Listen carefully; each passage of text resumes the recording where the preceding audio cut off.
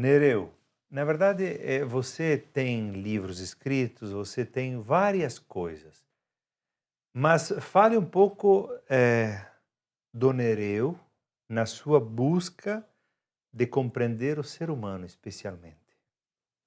Bom, minha vida começa lá, né? Eu sempre digo para o pessoal que aonde começou o mundo, na linha 80, em Flores da Cunha, né? Onde eu nasci, né? E na busca desde muito cedo, né? Ainda na época do Lampião, né? Eu estudava com 5 para 6 anos, foi precoce, né?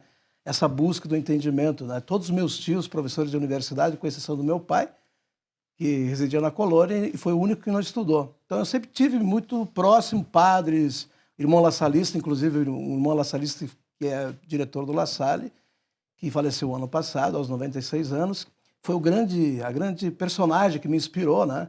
Desde muito cedo a ficar manuseando os livros, enciclopédias britânicas, Mirador, né? Então essa busca, essa curiosidade, eu diria sempre que foi... tanto que o meu apelido lá de jovem era Perguntinha, né?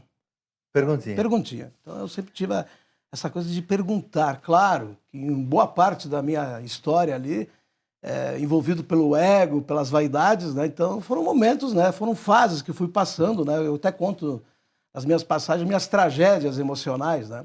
Então essa busca, ela é de muito cedo, né? Depois você focou muito na questão da compreensão da mente, Isso. especialmente daquilo que nós também, eu tenho falado muito em vídeos, temos falado da terapia do Instituto Analógico, nós temos falado muito da mente inconsciente. Qual é o seu foco maior de estudo? Se tornou a mente? Mente consciente, inconsciente e subconsciente, né? Eu classifico ela como 3 mentes, né? E agora aí que estou buscando aí o novo livro, o 10º livro, né? Ele tem uma profundidade, talvez aos 61 anos agora, eu esteja reiniciando, ou seja, um processo de busca, né? Ou seja, é que nem se eu estivesse recomeçando novamente, mesmo com 3.200 livros que eu já li na área, né? São muitos livros, né? Eu tenho assim uma enciclopédia, né? Mas aí a gente chega à conclusão que a mente é realmente vasta, ela é misteriosa, mas nós estamos vivendo, acho que, um momento muito interessante, né? Porque eu sempre digo que o inconsciente ou o subconsciente, né, é onde mora todas as realizações, todos os desejos estão aí. Até hoje nós temos dificuldade de entender, né? Agora, quem sabe, depois de alguns estudos, eu tenho uns estudos com um hipnólogo muito conceituado no Brasil, então aí eu fui começando a entender, né? Então eu acredito que estamos recomeçando, né? Eu sempre falo que nós estamos reaprendendo, né? A andragogia, ela te leva dependendo da idade, a recomeçar novamente. Já estamos aí falando em ugologia, que é a evolução do ser, né?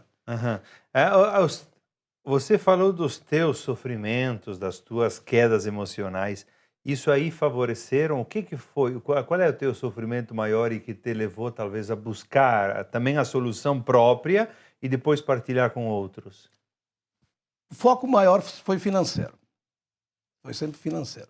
Foi sempre uma busca egóica e de realizações assim que eu projetava muito jovem já, aos 17 para 18 anos, quando eu completei 18 anos.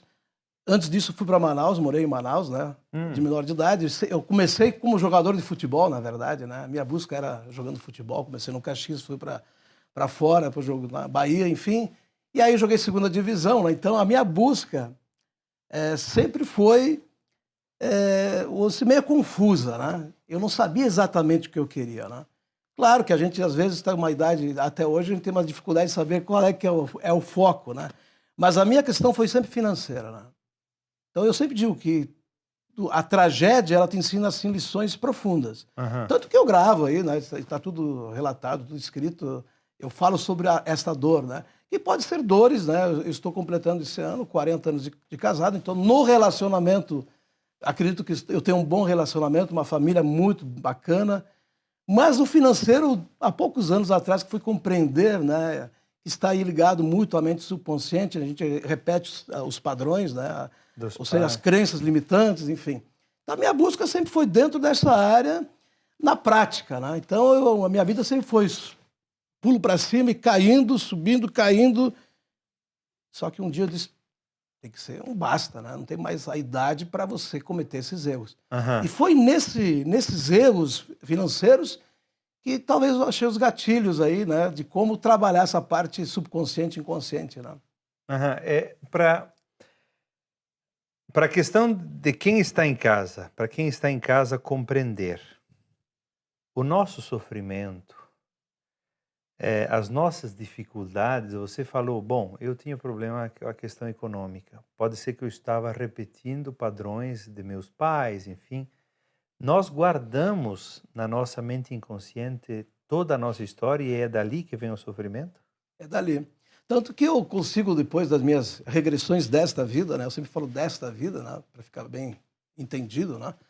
E eu fiz Renascimento com o Bob Monday, no americano, foi a minha primeira escola. Eu tive o prazer de conhecer esta figura, que começou em um trabalho muito profundo. E nesse trabalho eu consegui voltar lá, né? Na minha residência, lá na colônia, onde eu ouvi a voz da a minha mãe, meu pai, né? Minha mãe, então, né, os dois faleceram, já partiram, né? Mas tinha aquela tragédia do dinheiro sujo, aquela coisa toda. E a gente não bota mão no dinheiro, aquela coisa, isso é real, sim. né? E aí eu ouvindo as vozes do pai, da mãe, assim, no corredor à noite, o pai falando que um fulano, ele produzia vinho, né? Tinha roubado toda a produção e aí tinha que pagar o banco. Então, essas memórias, elas são muito latentes, elas são muito mais latentes do que nós imaginamos. Se você não enterra elas ou você não cura essas memórias, elas vivem uma vida atormentando. Uhum. E foi baseado nisso que eu fui buscar. Disse, bom, eu vou ter que encontrar uma saída, eu tenho que entender tudo isso. Talvez essa busca e essa realidade que eu vivi e vivo, né, hoje, claro, com muito mais clareza, com muito mais... Eu fui criando empresas, né, hoje com mais firmeza, né, então fui criando negócios, né. Eu cheguei a ter 6 empresas aí, praticamente, pagando muito imposto, né, mas tendo essa administração diferente, né, cuidar lá da crença, dar um basta, né, porque você repete o padrão. Né, a mente... Se você não entende essa parte subconsciente, porque é ela que vive, né? Ela que rege a nossa vida. Né? Hoje o pessoal está falando muito sobre isso, mas eu vivo isso lá 45 anos atrás. Para as pessoas que estão em casa, Nereu, que elas precisam compreender mais isso e de uma forma sem terapia, porque você buscou, você leu, você fez... Enfim, cada um faz a sua busca. Mas quem está em casa, está sofrendo, está com dificuldade numa área, numa outra, porque, na verdade, as manifestações de sofrimento são as variadas, como ela pode, de alguma forma, olhando para si, já se ajudar, sem terapeuta, por exemplo, porque nós achamos que é muito bom encontrar um terapeuta, só que tem muita gente que não vai nem ter condições de encontrar um terapeuta e precisa ter uma palavra de dizer, olha, faça isso quando você está com alguma situação que pode te ajudar. Bom, eu atendi presencial mais de 1.500 pessoas na minha história, mas sempre gratuitamente, conversando, né? Um catarse, uma purificação. Conforme eu ia evoluindo, eu ia compartilhando essa evolução. Tanto que chegou um momento que eu pensava, eu vou poder ajudar o maior número de pessoas possíveis, né? Mas como, né? E eu escrevi isso lá em 2014, né? Eu tenho minhas metas, por isso que eu tenho esses meus rascunhos. Esses livros... Aqui é tudo que eu anoto todo o meu dia. Meu dia a dia são anotados. Eu tenho mais de 300 cadernos, assim. Tudo que eu procuro enxergar, eu vou registrando. E você guarda todos? Guardo tudo. Aqui são minhas metas de 2014 até 2028, né? E é importante que escrever as metas. Registrar, né? Tem alguma coisa que tu pode mostrar ali ou não? Pode. Eu acho que tem aqui uma coisa muito interessante. Vamos ver. Tem uma coisa interessante que é que quando eu tive... Eu não sei se eu posso fazer essa propaganda, né? Pode. O Restart Mental, ele nasce exatamente das minhas anotações. Sim. O Restart Mental hoje ele está em 17 países. É o que? Um curso online? Curso online pela meufluxo.com. Aqui de Caxias. Meufluxo.com você encontra o curso... O Restart Mental. Restart Mental do Nereu Araldi. São 9 jornadas, são 9 meses, o nascimento é o útero da mãe. Então, começa lá com a autoaceitação, tolerância, curando velhas feridas, né? Eu criei um vulcão imaginário, né? Através da hipnologia, né? São reprogramações, onde a gente entra no vulcão imaginário, né? E aí tem o primeiro encontro consigo mesmo, que é o encontro com a mãe. Se desce no jardim, aí tem toda uma história bacana. Então, o Restart Mental, hoje ele está em 17 países, que eu escrevi lá em 2014. Eu procuro fazer algo diferente. Então, a minha vida, ao acordar, ela já é diferente todos os dias. Eu condiciono a minha mente. Eu falo lá para o meu subconsciente, né? Digo, ó, hoje... Você fala de manhã ou de noite? De manhã. De manhã. De manhã, e os 30 minutos antes de dormir, como eu não assisto televisão, e não ouço nada desses detalhes, muito pouco, eu procuro programar minhas 2 horas que antecede o sono, onde eu faço todas as minhas anotações, e aí eu durmo muito cedo, às vezes, né? 8h30, 9 horas é o máximo, né? Já estou dormindo, para me acordar cedo e ter um dia assim muito tranquilo, muito bacana. Então, esse trabalho eu fui criando os hábitos, né? Por isso que eu digo, tem um e-bookzinho que eu lancei também, que hábitos são poderosos, né? Hábitos poderosos. São poderosos. Então, tudo aquilo que eu fui vivendo, eu fui escrevendo. Então, a minha obra, do Fazer o Bem Vale a Pena, que é o meu primeiro livro, há 28 anos atrás, ele é um best-seller. Mas ele nem é conhecido, eu nunca mais me preocupei em, o livro tem que ser best-seller, aquilo, não. Eu sempre digo que o meu livro, Fazer o Bem, hoje ele está em quase todos os presídios do Brasil, muitos centros, muitas igrejas, catequese, enfim, porque é um livro assim, bem holístico, né? Ele é bem aberto, é para todo mundo. Então nasceu aí um livro, Fazer o Bem Vale a Pena. Começa a minha história há 28 anos atrás com esse livro. Incrível, né, padre? Toda vez que eu vou para um encontro, uma gravação, eu procuro escrever algumas coisas. Escrevi aqui 6/6, né? Entrevista com o padre Ezequiel. Aí você me pergunta o direito de ser você mesmo, né? Isso aqui, por isso que é coisa de Deus, né? Quando eu saio de casa, eu me ajoelho e peço para o Criador que me dê sabedoria, né? Sem sabedoria você não é ninguém. Porque o restante são humanos, né? Nós somos humanos, o nosso ego que às vezes se expressa, mas quando a gente busca a essência de Deus, que é a fonte direta, aí a gente olha muito aquela parte do inaudível, né? Do invisível, né? Aquilo que você não toca, mas você sente. Então, o direito de ser você mesmo, eu coloquei aqui num pequeno resumo, né? Ensine a você o tempo todo. Ensine a você mesmo o tempo todo. Algo que você pratica todos os dias com maestria. E aí eu tenho no meu 7º livro, eu trabalho o dom natural, né? Qual é o seu dom natural? Qual é a sua missão, legado, enfim, tudo isso que a gente fala. Eu lancei o Medos, uma Mentira Pessoal, que é o meu 6º livro. Ele trabalha só medos, né? Eu cheguei a uma conclusão que o medo é o maior inibidor das faculdades humanas, ou seja, do crescimento do ser humano.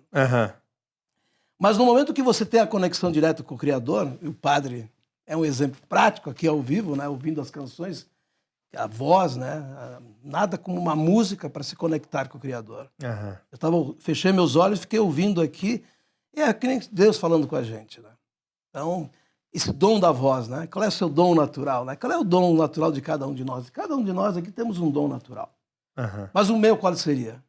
Eu fui descobrir que o meu dom natural é relacionamento. O relacionamento humano é quando você tem esse direito de ser você mesmo. Sim. Real. Em qualquer local. Não importa onde que você esteja. Na igreja, ou no ambiente social, ou com um grande empresário, com um pequeno empresário, com uma pessoa assim, uma pessoa de rua. Todos aí têm talentos incríveis. Né? Então, esse direito de ser você mesmo é essa condição que eu dou a mim mesmo. De ser o Nereu hoje é real. Ele não foi real por muitos momentos da vida. Era um ego desequilibrado, muita vaidade, muita arrogância. Teve um momento que eu estava nessa busca incessante, alguém me chamou no privado, né? Disse assim, Nereu, posso te falar uma coisa? Nunca ninguém falou para você que você é um cara arrogante? Ele falou com muito amor, com muita delicadeza. Sim. Isso que coragem a tua. Não sabia, me explica por quê. A partir daí eu fui começando a entrar numa outra fase. Porque às vezes no espelho a gente não se enxerga. Mas no momento que você tem esse direito de ser você real, a gente fica limpo de alma. Tudo flui, tudo fica mais tranquilo. Mas eu queria que você fechasse também deixando uma mensagem a partir daquilo que você busca, dessa tua experiência de encontro contigo mesmo, do direito de ser você mesmo, da passagem também do fracasso para a estabilidade. Agora está estabilizado e continua fazendo gestão de várias coisas, mas a mensagem final que você acha que é importante ainda dizer para as pessoas a partir do seu conhecimento e a partir da sua experiência. Eu não sei se essa frase é minha, se eu copiei, se eu me inspirei, não lembro, né? Mas eu sempre falo que tanto que no Restart Mental, o meu último módulo 9 é humildade, né? Humildade sempre. Mas não a humildade, essa humildade que a gente conhece. Então, a humildade é um osso duro de roer. Nós vamos morrer um dia. Então, se a gente consegue se ajoelhar para o Criador, eu sempre falo para as pessoas que a importância... Eu nunca tive isso, confesso, padre. Eu sempre fiquei muito distante de Deus. Uhum. Muito distante. Nesses últimos 4, 5 anos, quando eu comecei a entender e buscar o Criador, me ajoelhar, pedir sabedoria, olha, eu não sei enfrentar esse problema, mas me dê sabedoria. Então, se tiver que deixar uma mensagem hoje, estou com o padre aqui, né, no sentido cristão, busque a Deus acima de qualquer coisa.